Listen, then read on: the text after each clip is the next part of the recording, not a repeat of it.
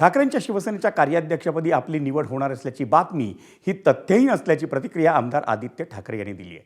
पाहूयात त्या संदर्भात त्यांनी केलेल्या एक्सपोस्टमध्ये नेमकं काय म्हटलंय. आज सकाळपासून काही टीव्ही चॅनल्सवर बातमी आहे की मला पक्षात काही पद दिलं जाणार आहे.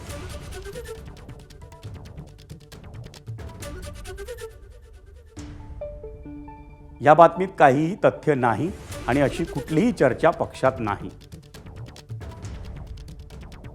कृपया याची सर्व माध्यमांनी नोंद घ्यावी असं आदित्य ठाकरेंनी म्हटलंय.